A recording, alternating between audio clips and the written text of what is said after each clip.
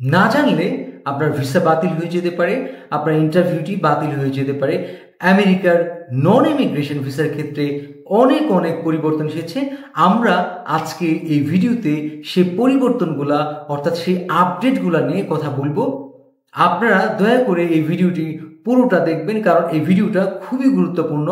আমি আপনাদেরকে হাতে কলমে দেখাতে চাই কি কি পরিবর্তন এসছে। এই জন্য আমরা স্ক্রিন শেয়ার করব এবং স্ক্রিন শেয়ারের মাধ্যমে আমরা ডিটেইল আপনাদেরকে বলবো। তো চলুন স্ক্রিন শেয়ার করছি। শুরুতেই আমি ইউএস ট্রাভেল ডক্স এই ওয়েবসাইটটিতে যাব। আমি ওয়েবসাইটটিতে গেলাম। হ্যাঁ, আমি ওয়েবসাইটটিতে চলে এসেছি। দেখুন বি বি মানে বাংলাদেশ, আমি এখানে ক্লিক করব। এখানে দেখুন বাংলাদেশ, এখানে আমি ক্লিক করলাম। এখানে দেখুন যে আমাদের আপডেটটি এখানে আমরা দেখতে পাবো যে নন ইমিগ্রেশন ভিসা। আমি এখানে ক্লিক করলাম নন ইমিগ্রেশন ভিসা।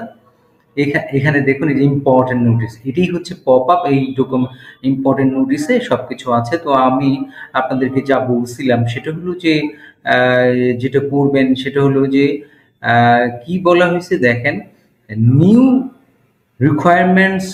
এই যে আমি আপনাদেরকে দেখাচ্ছি, এটা জুম করে দেখাই। New requirements for visa interviews, এটা হলো starting May 1, 2025, all visa applicants must bring a DS-160 visa application form। তাহলে কি বলছে, DS-160 ভিসা অ্যাপ্লিকেশন ফর্ম আপনাদের নিতে হবে এবং উইথ এ কনফার্মেশন পেজটা আপনাদের নিতে হবে। Barcode number starting with a, দেখতে পাচ্ছেন barcode number starting with a that matches the one of use to make their appointment online. যে আপনি অনলাইনে যে অ্যাপয়েন্টমেন্ট নিয়েছেন সেইটার বারকোডের সাথে এটা মিল থাকতে হবে।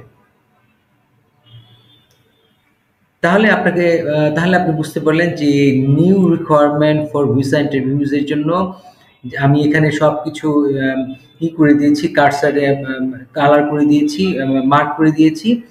যে সেটা হলো যে আপনি যদি ইন্টারভিউতে যান তার আগে আপনাকে যেটা করতে হবে, DS-160 ফর্ম অ্যাপ্লিকেশন ফর্মটা আপনি প্রিন্ট আউট করবেন, DS-160 কনফার্মেশন পেজটা আপনি প্রিন্ট আউট করবেন এবং DS-160 ফর্মের সাথে আপনার ইন্টারভিউ যে নিয়েছেন, যে অ্যাপয়েন্টমেন্ট নিয়েছেন সেই অ্যাপয়েন্টমেন্টের বারকোডের মিল থাকতে হবে।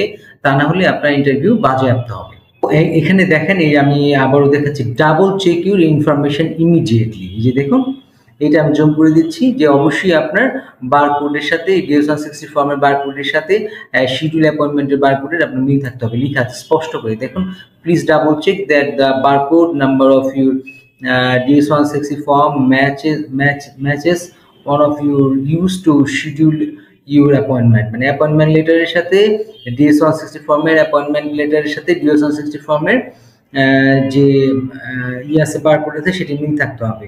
হ্যাঁ, তো এখন আপনি যদি মিল না থাকে কি করবেন সেটা আবার এখানে কিভাবে করবেন, কিভাবে আপনার DS-160 ফর্মটা আপডেট করবেন সেটা আপনি এখানে পাবেন। এখানে আমি এই বিষয়টা ভিডিও করব, সেটা আপনারা দেখে নিন কিভাবে DS-160 ফর্মটি আপনারা আপডেট করবেন। আপনি অ্যাপয়েন্টমেন্ট নেওয়ার পরে কিভাবে সেটা আপডেট করা যায় সেটা আমি খুবই দ্রুত একটা ভিডিও দেব, সেটা আপনারা দেখে নিন। আরেকটি আপডেট নিয়ে আপনাদের সাথে কথা বলতে চাই, সেটা হলো যে DS-160 ফর্ম সাবমিট করতে পারবে ইন্টারভিউর 2 কার্য দিবস আগে। এখানে বলা হয়েছে submit your DS-160 application at least 2 business days before your interview. আমি এটা জুম করে দিলাম, আপনারা দেখেন সবাই যে আপনাদের DS-160 ফর্মটি সাবমিট করতে পারবেন ইন্টারভিউ দেওয়ার 2 কার্য দিবস আগে। কিন্তু আমার রিকমেন্ডেশন থাকবে অবশ্যই আপনারা 7 কার্য দিবস আগে সাবমিট করবেন। দ্বিতীয় আপডেটটি আমি আপনাদেরকে দেখাচ্ছি, 3 নম্বর আপডেট, যে এই যে নোটিস টু, এখানে আমি এটাও জুম করে দিচ্ছি, notice two AFM and J visa applicant on social media waiting.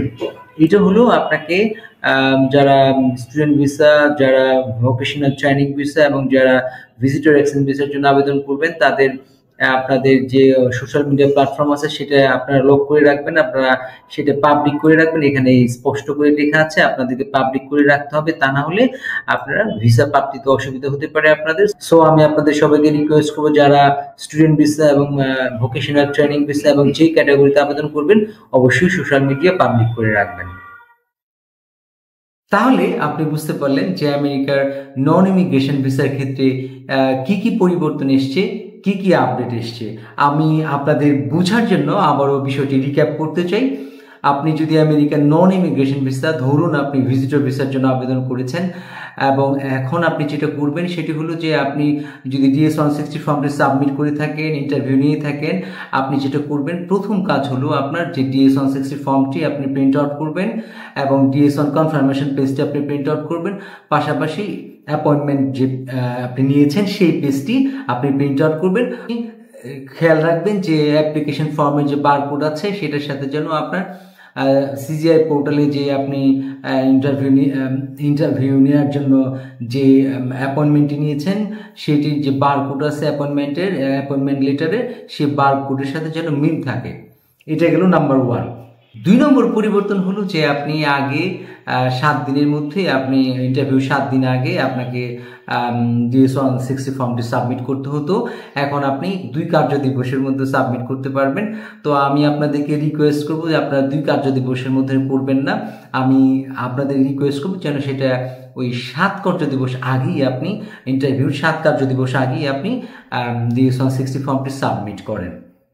3 number update হলো যারা স্টুডেন্ট ভিসা F ক্যাটাগরি, যারা ভোকেশনাল ট্রেনিং M ক্যাটাগরি এবং যারা হলো ভিজিটর এক্সচেঞ্জ ভিসা যে ক্যাটাগরি ভিসার জন্য আবেদন করবেন, তারা অবশ্যই DS-160 ফর্মে আপনাদের সোশ্যাল মিডিয়ার যে লিঙ্কগুলো আছে সেগুলা আপনারা দিবেন। এবং আমি মনে করি সেই সোশ্যাল মিডিয়ার লিঙ্কগুলো গত 5 বছরে যতগুলো সোশ্যাল মিডিয়া আপনি ব্যবহার করেছেন সেই লিঙ্কগুলো দেওয়া ভালো। এবং পাশাপাশি আপনি যেটি করবেন, এই সোশ্যাল মিডিয়া আপনি পাবলিক করে রাখবেন, লক করে রাখবেন না। তাহলে যেটা হবে, আপনি যদি লক করে রাখেন তাহলে আপনার ভিসা পাওয়ার পসিবিলিটি কমে যাবে, আর যদি আপনি পাবলিক করে রাখেন তাহলে আপনার ভিসা পাওয়ার সম্ভাবনা অনেক বাড়বে। এই হচ্ছে 3টি পরিবর্তন, 3টি আপডেট। আমি বিশ্বাস করি আপনারা সবাই বুঝতে পারছেন। আর যদি আপনাদের কোনো প্রবলেম হয় অবশ্যই আমাদের সাথে যোগাযোগ করবেন, স্ক্রিনে আমাদের নাম্বার আছে, আমরা আপনাদেরকে অবশ্যই হেল্প করব। আপনারা সবাই ভালো থাকেন, সুস্থ থাকেন, আল্লাহ হাফেজ।